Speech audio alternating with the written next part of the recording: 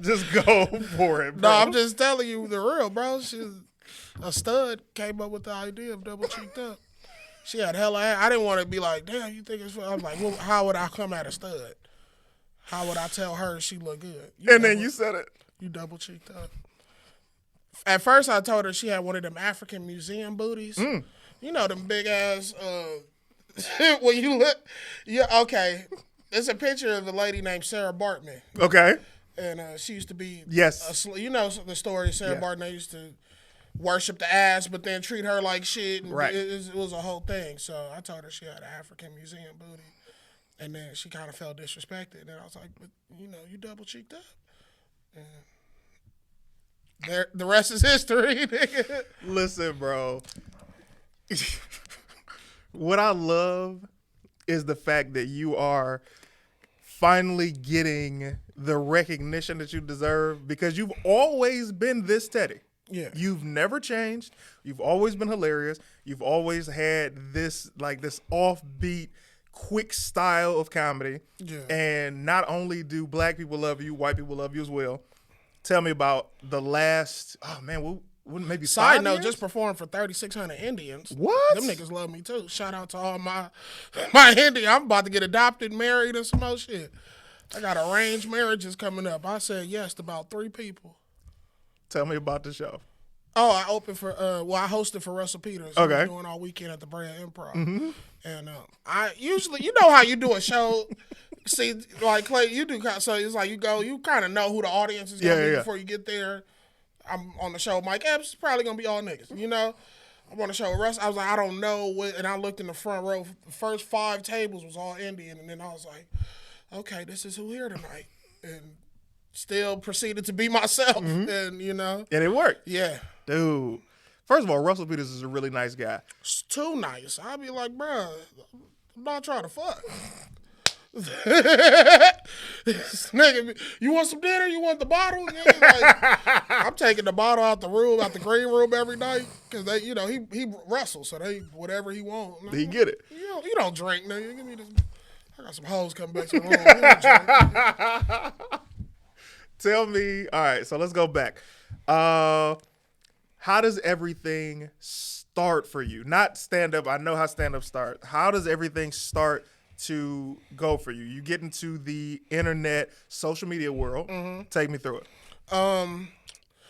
So me and Doughboy kind of had not a rivalry on Twitter, but you know, back in the day when I think you was involved, Sydney, DC, like we would have just roast people on Twitter. Like we can't see each other in real life to the show. So Twitter was like a good, I'm going to give you a jab before I see you. I'm going to set it up, bow, so when I see you, I'm a hook. Right? So Twitter, we was just throwing like jabs or whatever, and then Doughboy just came out the blue, was like, man, I bet you I lose more weight than you. I was like, what type of nigga say some shit like that to a nigga? I was like, whatever, bet. So I'm like, in my mind, I'm like, Doughboy, I'm not cocky. Yeah. But it's something about Doughboy's like, I'm better than this nigga. Like, so it kind of went from there, and then that idea got presented to ADD, which was a new company at the time. Yeah. They didn't have that many shows on it. They had Pedro's Auto, and I think Spoken might have just started there when I got there. What was this, like 2013? 2013, bro. That's why I be telling them, like, bro, I ain't no kid no more. Yeah, you are an adult. Man, right? They gotta talk to me like a grown man. I was staying at my mama's house when I did them first round. I got bills and shit now. But no, we took it in there, and then they pitched it as a weight loss show called Teddy Ray. Well, no, it wasn't our name. Was our names attached? I think it was just called Blowing Up. But Russell Simmons was kind of guiding our weight loss experience through yoga and veganism and all that other shit that he loved. That we was just riding with. We was like, oh yeah, it's Russell. Let's try it. Yeah. It was terrible.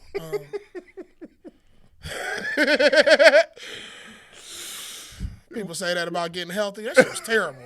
That shit was trash from I hated it. You actually, now when you had lost all the weight, was that before or after the show? Because you had beat Doughboy. Okay, I was losing weight before we even started filming. Yeah. So I was on the decline going into the show because I was just on some shit back then. I tell people this. I don't want to say broke. I don't want to claim it, but I was broke back then. Like broke. You can claim the past. Right. Broke. Yeah. But then, start making that bread. Right, a couple dollars came, hit the account, and Postmates got invented, and Facts. Then voila, back to regular me. But nah, just around that time, I was younger, hungrier comic. Not hungrier. Yeah, I was hungrier, but I'm still hungry now. But it's a different hunger. It's a different hunger. Like I'm hungry for different goals. In the beginning, you get hungry for the possibility of whatever your hopes and dreams were, and you gotta do something because this is all you know. I gotta make some money. And then you start making money, and then you're like, all right, cool, I got the money. Now, what do I want to do? What do I want to be? I'm not saying yes to everything. Right. I'm saying yes to things that are going to be beneficial for me and that make me happy.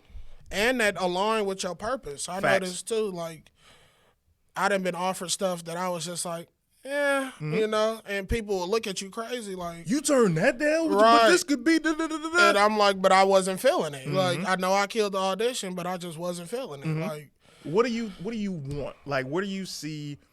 Give me 3 things that you like, yo, this will be a dope look for me. I want to do this, or I'm going to do that.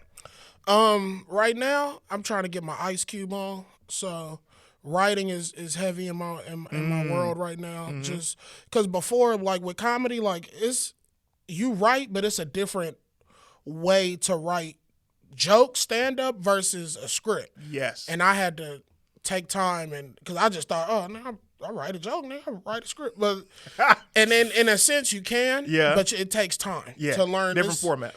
You know how you go through the open mic phase as a comic and stuff? There's an open mic where you got a bomb at writing.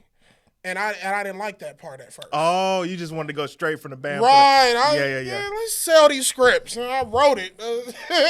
I got to write 60 pages again? Like, Like that concept. So now it's like I'm trying to train myself. It's like an athlete. Yeah. Once you get on a routine, on a schedule, on a program, now it's like, oh, okay, it's easier. Morning times for me used to be for sleep. I didn't get home till 4. We used to be in Denny's. Yeah, man.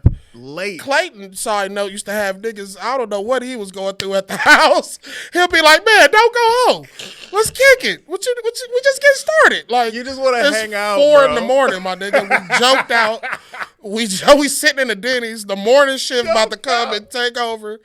Lupita about to get off, nigga. Lupita, bro. This nigga Clayton had his favorite waiter, his favorite section in Denny's. Nazareth. I remember his name, man. Okay. That was the guy. We'd be at Denny's. It would be like 15, 20 of us, bro, kicking, and then the numbers would dwindle. All comics. That could have been a show easy. Yeah, man. That was the days like, man, everybody, none of us had any money. None of us were like doing anything consistently except for stand-up. Right. And it was one of those greatest times. Like I always tell people, enjoy the journey because none of us can go. We could all go to Denny's right now and it'll be like, oh, this is great. Right, but we all busy. We got a 4 o'clock coming like, up. Oh, man, I got to get out of here, bro, or I got to do something tomorrow. And those times were the greatest for me just because the memories, the relationships formed. It was just a great time where now, like I remember when I ran into Doughboy about a month ago, and we just looked at each other like, man.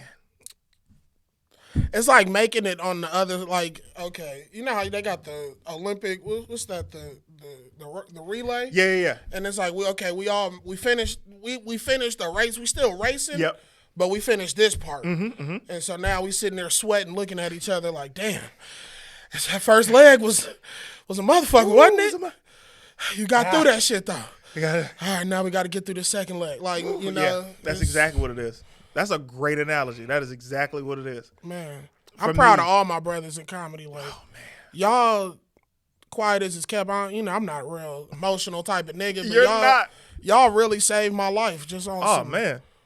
Just being around y'all energy every day, and especially you and other comics, Sydney and Dope, and like just good people, Chris Pitt, just good people that really care. Yeah, man. I'm a type of nigga, I don't kick it with niggas that don't care. You feel me? Like, Either be 100 or just don't be around. Like Teddy, here's the dope thing about Teddy Ray, bro.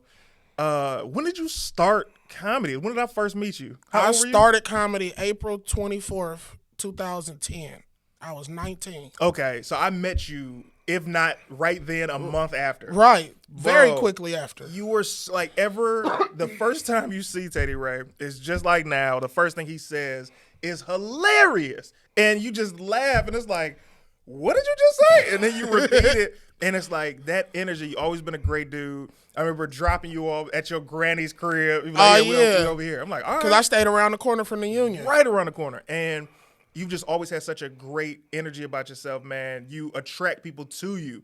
And it's like when people have that kind of light in them, you want to help them. You want to be around them. You be like, hey, man, this dude is funny. Oh, let's go see this dude perform. Right. And then as the years went on, everything that you started to achieve, I just was like on looking like, because you're genuinely funny and talented. And it's like, it's not a shock. Like when you see people, when you see the comic that books something, you be like, huh. All right. It's all, I'll be having that feeling too, but I get out of that. Yeah, you I'll got be like, to. Everything is everything was meant for that person. Whatever. I don't know what they went through in their life to get to where they at. That took a while for me to understand. I'm happy for it. Yeah. I don't try to judge the content. Like I still watch it and will have my own opinions. Mm-hmm. But as far as like wishing a nigga, oh man, I wish they wouldn't book this nigga. Oh, that's a like, rap. No. I don't. That's how you stay down. Like people do that. Like it's like, man, this person got this, but this person should have. You be like, nah. I'm always shocked when I see somebody that I don't think is good get something. And be like, huh. All right, let's see what comes from this. And it's like, oh, that's their lane. You ever try to understand how they got there? Like, what was the steps? Let me retrace your, because I'm obviously doing something wrong. What am I doing? Nah, but much love to everybody out there working. Yeah, man. We not gonna say no names? No. Never that? Because I remember the first time I saw, it was in Detroit. I had this mentality of, if there was a comedian. Oh, you was a cocky nigga when you came out here. Oh, facts. Bruh. So many facts. Good heart. I'm type of guy I see past all that. But the type of nigga, Clayton type of nigga be like, oh, bitch, you not fucking? All right, fuck you then, bitch. What about you? Okay, you not fucking? Cool, bitch. Bitch, I fucked last week. Come here. Bro. If you have a whole bitch, he ain't talked to it a week since he smacked me. Like, bitch, come here. This pre-married, though, Clayton. This is so far. So it would be like, I had this chip on my shoulder of, I'm funny, and if somebody that's not funny gets a shot, I'm mad. Like, I would be that guy. And then I had to learn from Howie Bell. He told me, he's like, different people have different dues to pay. My boy Blackberry told me the same thing. Different people have different dues to pay. So at the time, like when I came up, Brandon T. Jackson from Detroit had like destroyed Hollywood. Like he's everywhere. All the movies, all of them. And so many comedians were like, man. Broke nigga. Still deserved the Oscar for that. Still to this day, I feel like he deserved the Oscar for that. For that line. Yeah. And everybody was like, how this, how that? And I'm like, bro, like he has different dues to pay. He's a movie star. He's coming back into his stand-up. He's also producing, like such a great guy. And there are old school comedians that have the bitter chip that I'm like, you hold on to that, you're never going to be successful. That's what I don't want. Like I peeped that early on in my career. Yeah. People saying, I used to go for 65 a ticket. Well, not today. Well, not today. Nigga, today you going for the hot 10. The hot 10. Nigga, you suck it up and I don't know. I just feel like you just keep working and keep trying shit, and eventually, I saw somewhere, I think it was a Nipsey interview, where he was like, luck is only opportunity meeting preparation. That's a fact. So, like, you got to make your own luck, in a sense. Like, you got to be prepared for when they say, hey, because they going to say, hey. Yeah. To anybody out there doing something, if you working hard enough, somebody's going to say, hey. Yeah. Let me see that. Let me see what you've been working on. As long as you don't give up. Man, I'll give you this story, bro. Arsenio Hall told me this years ago because I was like, we all go through the ups and downs of comedy where you like, yo. And he was like, he was about to quit, right? Now, this is early 80s, right?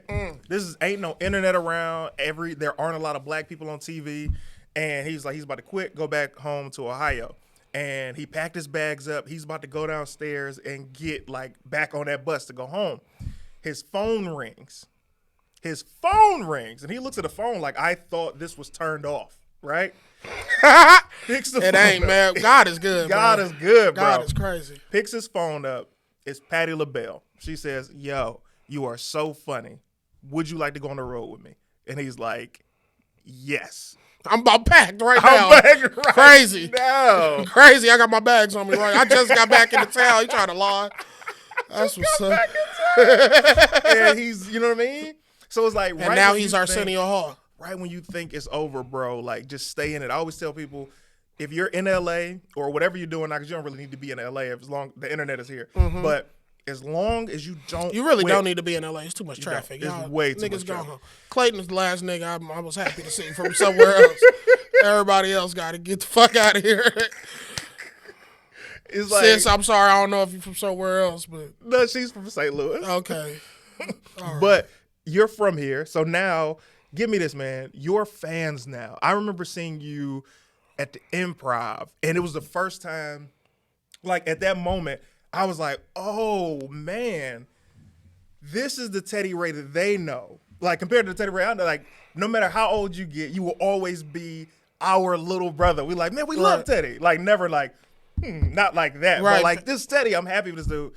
You went up. The host was like, "Ladies and gentlemen, Teddy Ray," and everybody erupted.